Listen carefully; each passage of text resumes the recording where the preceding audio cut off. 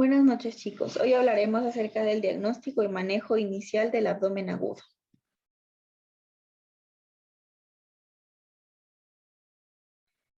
Sabemos que el diagnóstico se basa en una buena historia clínica, examen físico y estudios complementarios. Esta vez nos centraremos un poco más en los estudios complementarios. Sabemos que estos estudios tienen que hacerse a la luz de la historia clínica integral de cada paciente en particular y no aislada. Es un error que se comete de manera frecuente y esto ayuda a poder confirmar o excluir la impresión diagnóstica que nosotros tengamos. Empezaremos con el cuadro hemático. La hemoglobina y el hematocrito, cuando estos descienden y hay dolor abdominal, tiene que ser interpretado por algún tipo de sangrado intraperitoneal. Sin embargo, hay que tener en cuenta que los cambios en el hematocrito pueden tomar un tiempo para que se produzca el movimiento de los líquidos del espacio intersticial al espacio intracelular para compensar las pérdidas o que se haya iniciado la reanimación de líquidos intravenosos. Cuando hay un descenso en el recuento de los eritrocitos, generalmente indica una pérdida crónica de sangre que puede ocurrir bastante en la enfermedad ulcerosa péptica o también algunas neoplasias del tracto intraintestinal. La leucocitosis es bastante común. Este hallazgo indica inflamación intraperitoneal. Sin embargo, algunas de ellas pueden cursar con recuentos de células blancas que son normales o incluso bajas, y esto es de muy mal pronóstico, pues está asociado a choques sépticos y a los extremos de la vida. Tiene un poco más de relevancia el recuento diferencial de los leucocitos, el hallazgo de las formas inmaduras, que se conoce como una desviación a la izquierda, es generalmente indicativo de una respuesta medular a la infección. La química sanguínea, aquí vamos a encontrar la bilirrubina, las enzimas hepáticas. Las bilirrubinas, cuando están elevadas, es confirmatorio del hallazgo clínico de ictericia. Y esta elevación se hace a expensas de la bilirrubina directa, que se relaciona con la colestasis secundaria, a obstrucción biliar, aunque también se puede presentar en algunos estados sépticos. La fosfatasa alcalina se puede elevar en esas situaciones que producen colestasis, pero no es posible distinguir si esta es intra o extrahepática. Esto no es muy específico. Los electrolitos, igual que otras pruebas, son el reflejo de algún trastorno homeostático que se produce por ejemplo, vómitos, diarreas o pérdida de los equipos del tercer espacio. No son, pues, una prueba que pueda indicar el origen de este abdomen agudo. La glicemia es un hallazgo muy importante también. Cuando está alta, se puede reflejar como una respuesta metabólica a la infección o a una diabetes mal controlada, originada en una infección intraperitoneal. El nitrógeno ureico y la creatinina son pruebas renales que están encaminados a ver qué tal está esta función y confirmar algún diagnóstico específico. La gasometría arterial muy importante para ver en qué alteración primaria se encuentra el paciente, muy común la acidosis metabólica en pacientes chocados. La amilasa y la lipasa es bastante común cuando se quiere confirmar algún diagnóstico de pancreatitis. Es de mayor uso ahora también la determinación de las isoenzimas, y esta amilasa se eleva un 80% en pacientes que tienen pancreatitis aguda. La elevación de estas amilasas no pancreáticas puede ser producto de un estado inflamatorio de órganos que producen amilasas, como el intestino delgado, las glándulas salivales, el hígado o también el aparato genital. Se eleva más de 3 veces también su límite y es bastante sugestivo para pancreatitis, y se eleva 3 veces cuando hay apendicitis, una úlcera perforada, isquemia, alguna obstrucción. Y por último, la VHCG o esta gonadotropina coriónica HCG cuantitativa, si es posible, que es un poco más exacta, ayuda a descartar embarazo en pacientes femeninas en edad reproductiva. Siempre hay que descartar eso. En cuanto a abdomen agudo, pues podemos estar frente a un embarazo ectópico. Okay. Pasamos a los estudios de imagen. Tenemos la radiografía del tórax, que en esto se ayuda a evaluar el dolor abdominal agudo y permite descartar o confirmar la presencia de procesos pleuropulmonares que puedan ser causa del dolor abdominal, porque como sabemos, el abdomen agudo puede tener causas extraabdominales que pueden simular en realidad estas patologías. El hallazgo de derrame o atelectasia basal puede ser común en pacientes con alguna patología abdominal. También se suele presentar en abscesos subfrémicos, hepáticos, una peritonitis, ruptura esplénica, pancreatitis, entre otros. Es bastante también útil la administración de aire a través de sonda nasogástrica para producir un neumoperitorio ante la sospecha de la perforación de úlcera duodenal o úlcera gástrica.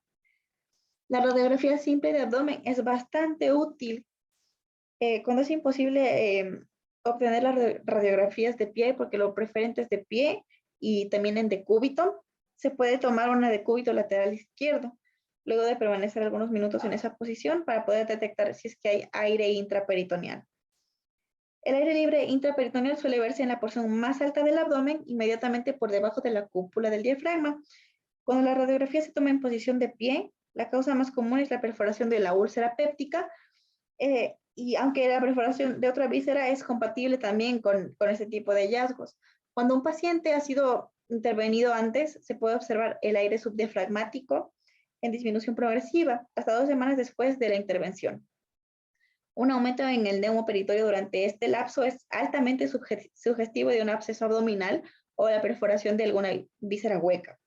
El aire no puede estar libre en la cavidad, pero puede dibujar el riñón derecho, que es un retroneumoveritoneo en casos de ruptura duodenal, y la presencia de la neumobilia sugiere el diagnóstico de una fístula bilioentérica o puede encontrarse en las operaciones de la derivación biliodigestiva. También se puede observar cuidadosamente la disminución de algún patrón gaseoso intestinal y cuando se encuentra solamente en el colon, generalmente el hallazgo del intestino delgado siempre es un poco normal.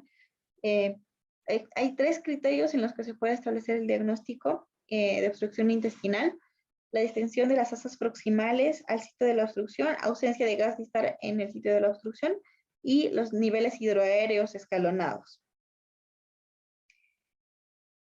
El hallazgo también de neumobilia y obstrucción intestinal concomitante puede sugerir la presencia de la obstrucción intestinal por los cálculos biliares. También tenemos las radiografías con medios de contraste. No están muy indicadas en el diagnóstico del estudio de abdomen agudo. Por ejemplo, el colon por enema puede ser útil para investigar una obstrucción intestinal de origen colónico, pero se encuentra absolutamente contraindicado si es que hay una sospecha de gangrena o perforación intestinal. Tenemos también la TAC. La TAC es muy importante. La tomografía computarizada axial. Se tiene que realizar empleando un medio intravenoso. Un medio intravenoso es útil para diagnosticar la presencia de gas o líquido libre en la cavidad del peritoneo y permite evaluar detalladamente las vísceras sólidas y las estructuras retroperitoneales. Y por último tenemos la ultrasonografía. Puede ser útil en el diagnóstico, por ejemplo, de entidades que son causantes de abdomen agudo. Se tiene que tener que su especificidad y sensibilidad dependen del operador y de la habilidad que tenga para ver. Generalmente se usa para diagnóstico de enfermedades biliares. Estudios de imagen que pueden ser importantes, una laparoscopía. Una laparoscopía se encuentra centrado fundamentalmente en el diagnóstico de una apendicitis aguda y otras condiciones ginecológicas como el embarazo ectópico. Y por último, y no menos importante, el electrocardiograma.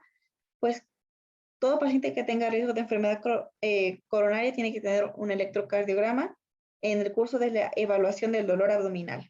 Permite establecer la existencia de algún infarto agudo de miocardio o detectar alguna anomalía del ritmo como fibrilación auricular que puede complicarse con una embolia mesentérica. Bueno, en el manejo inicial del paciente con abdomen agudo, en primer lugar tenemos que verificar si se encuentra hemodinámicamente estable o inestable. En caso que esté hemodinámicamente inestable, lo catalogaríamos como en un estado de choque y bueno, tendríamos que tener en cuenta las medidas necesarias para su estabilización. de que el paciente esté hemodinámicamente estable, pues se lo pasaría a la sala de observación para su posterior análisis. Después de esto, vamos a pedir los correspondientes estudios de laboratorio, estudios de imagen, para establecer un diagnóstico y junto a esto clasificarlo al paciente en quirúrgico o no quirúrgico. Y bueno, establecer el tratamiento adecuado, verificar su evolución clínica y finalmente establecer si necesita terapia intensiva o si ya es dado de alta. ¿Cuáles son los criterios de gravedad para abdomen agudo? Si el paciente presenta una frecuencia respiratoria mayor a 30 o menor a 10 respiraciones por minuto, si hay ausencia o asimetría de los pulsos periféricos, si hay una disminución del nivel de la conciencia, si hay signos de hiperfusión tisular en piel y mucosas, si hay distensión abdominal, presencia de hematomas o heridas, ruidos de lucha o silencio abdominal, si el dolor tiene una duración mayor a 6 horas, si hay una presencia de alguna masa pulsátil, o si hay presencia de fiebre mayor a 39 grados centígrados ante un dolor abdominal de inicio agudo, el cual sugiere una afección extraabdominal.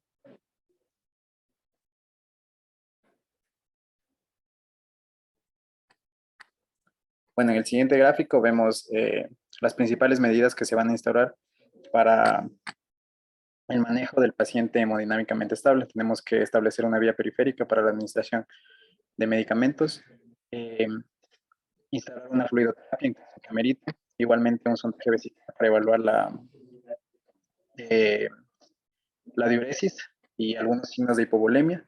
Si el paciente amerita, establecer la ventilación mecánica, los exámenes complementarios, oxigenoterapia en caso que la saturación sea menor a 90, antibióticos en caso que el cuadro sea de origen infeccioso y bueno, establecer un catéter venoso también para la medición de la presión venosa central.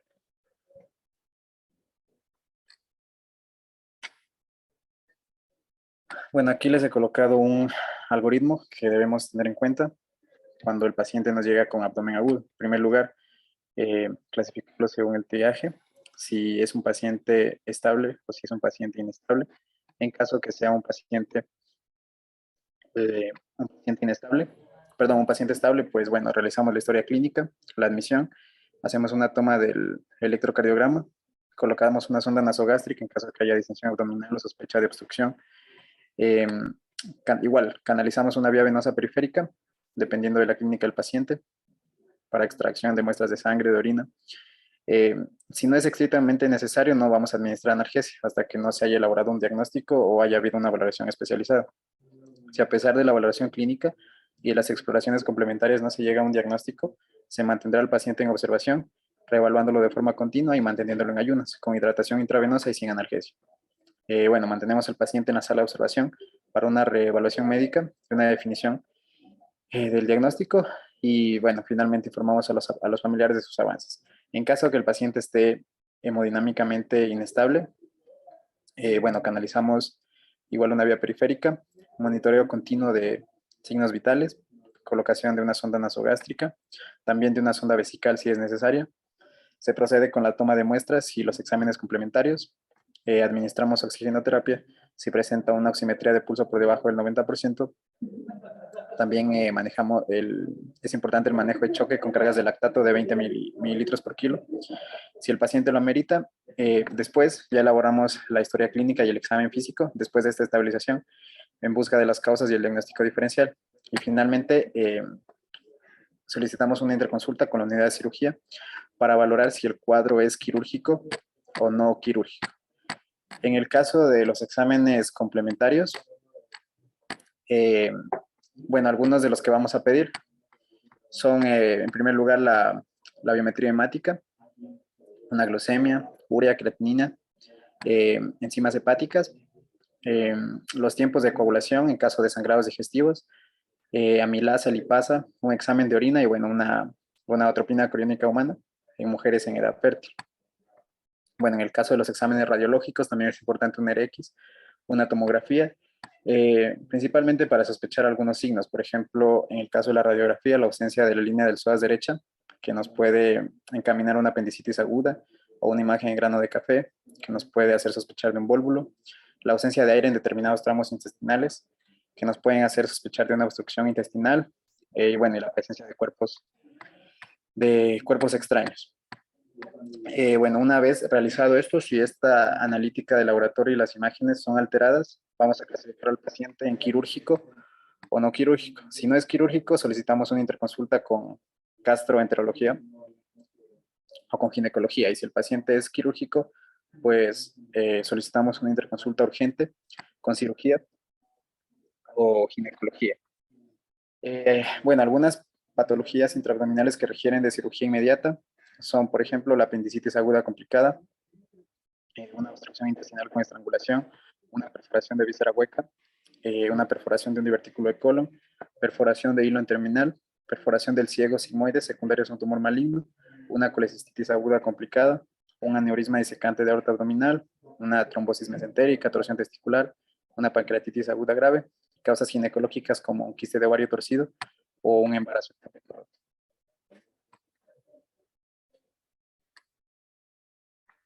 Ahora vamos a ver un poco sobre el síndrome de abdomen agudo. Bueno, como conocemos, el dolor abdominal es el síntoma más frecuente y tener un análisis adecuado en este nos va a permitir plantear una hipótesis diagnóstica, la cual, en caso de ser necesario, puede ser confirmada con exámenes complementarios que nos van a permitir una adecuada y oportuna acción terapéutica. Para ello debemos también tener una buena anamnesis, un buen llenado de la historia clínica, para solamente con los exámenes complementarios tener el diagnóstico completo. Listo. Presentando unos casos en una paciente femenina de 48 años de edad, síndrome doloroso abdominal agudo, sospecha clínica de apendicitis aguda. En este caso, llega a la urgencia con una clínica ya de apendicitis aguda, el cuadro con un día de anterioridad, un poco atípico porque la paciente se automedicó con analgesia. En su casa el dolor no cedía, por ello acude a la emergencia. Bueno, pues el abdomen, doloroso la palpación, no tenía náuseas que no llegaban al vómito.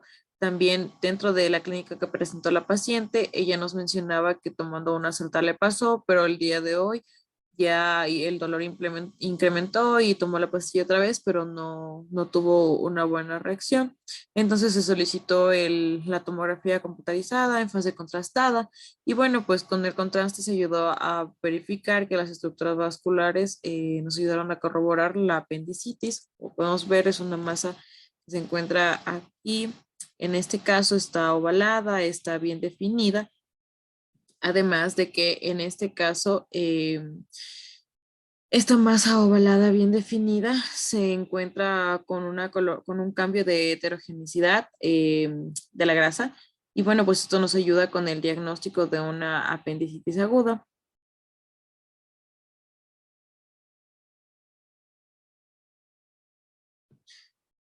Otra paciente femenina de 27 años de edad. En este caso se sospechaba de una ileitis terminal.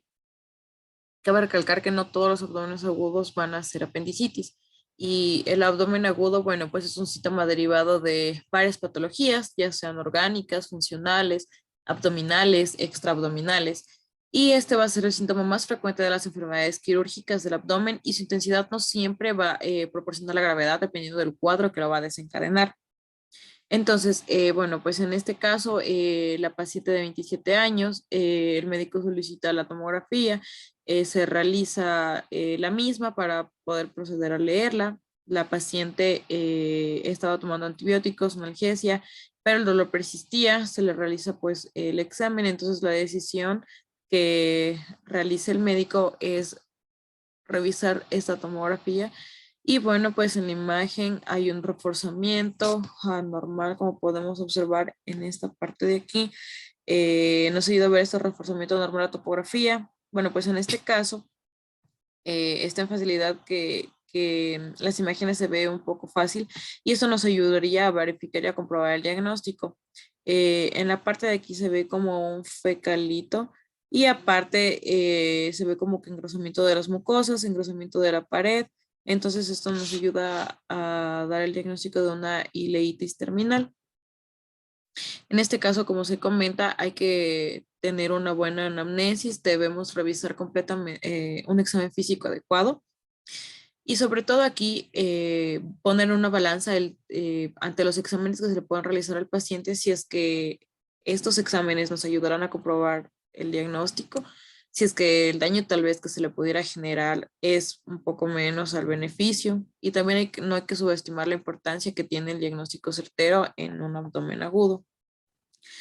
Las decisiones médicas que tomen nuestros doctores deben también ser individualizadas y deben ser tomadas dependiendo de cada paciente. Una responsabilidad muy importante es que en caso de abdomen agudo no hay que sospechar que porque un paciente tuvo esto también va a tener, no, no, hay que individualizar esto. También hay que decidir en qué momento es conveniente realizar cada uno de los exámenes, cada una de las pruebas. En este caso, se decía que se estima que hasta el 10% de las consultas médicas son un cuadro de abdomen agudo. Entonces, la correcta evaluación va a ser fundamental para poder brindar un tratamiento adecuado, un tratamiento oportuno y especialmente válido y también saber diferenciar las personas que van a requerir una cirugía o no la van a requerir. Y bueno, pues acá todavía hay otro caso de una paciente femenina de 67 años de edad, igual sospecha de apendicitis aguda. La paciente no hablaba mucho, pero tenía dolor abdominal en la fosa ilíaca derecha. El médico sospechaba que era clínica de apendicitis aguda. En la imagen que corresponde, podemos observar cómo mide esta de 10.7 milímetros. Entonces se puede ver claramente el engrosamiento, se puede ver claramente que es la sospecha está correcta, es una apendicitis aguda, corresponde al diagnóstico que ya se había planteado. Y como se habló anteriormente, primero hay que tener una clínica del paciente, realizarle también un examen físico completo y la anamnesis es muy importante ya que el 80% de un buen diagnóstico es la anamnesis y 20% es el examen complementario que se le va a realizar a la paciente. Es por ello que nosotros debemos tener en cuenta todo esto, estos datos, ya que los exámenes complementarios solo nos ayudan a corroborar la sospecha debido a la clínica que presentan los pacientes, más no nos ayudan a brindar un diagnóstico como tal y un diagnóstico ya definitivo o certero. Es por ello que se invita a que realicemos una buena anamnesis, un buen examen físico, un, la 08 debe estar bien llenada para que el paciente nos explique todo lo que, desde cuándo inicia el dolor, cuántas horas tiene de evolución, cómo es, las características, para nosotros poder tener una buena sospecha diagnóstica y complementarla con los exámenes de laboratorio o los exámenes complementarios. Ya, a continuación tenemos un caso clínico.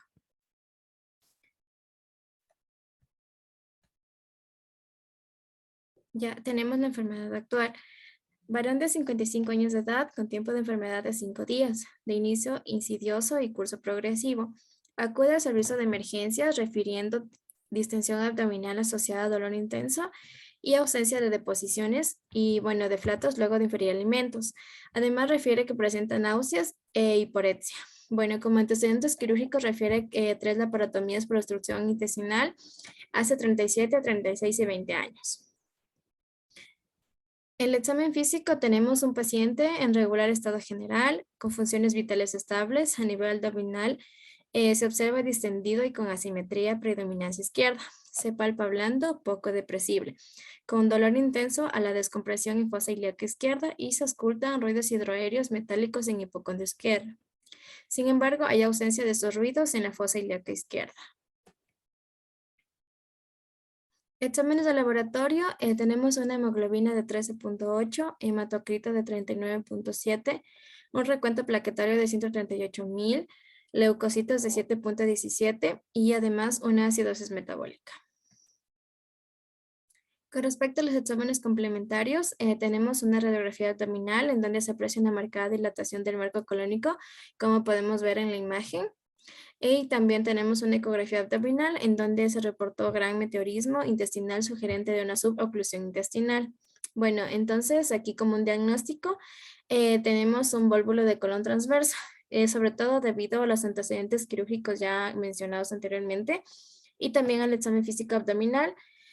También, de acuerdo a los exámenes de laboratorio y de imagen, tenemos un diagnóstico presuntivo de abdomen agudo obstructivo. Y bueno, aquí el manejo se lo hace mediante una laparotomía exploratoria de emergencia, en donde se encuentra un vólvulo que compromete desde el colon transverso hasta el ángulo esplénico. Entonces, aquí se va a realizar una resección del área comprometida, bueno, aquí con una posterior anastomosis primaria transversa o descendente. Y bueno, también se realizó un estudio de patología para saber si es que era algún proceso neoplásico, sin embargo, este dio negativo. Y además tenemos que mencionar que durante su hospitalización, el paciente no recibió tratamiento por vía oral por 6 días. Y bueno, tuvo una evaluación del tracto gastrointestinal favorable debido a la expulsión de los flatos y de las deposiciones.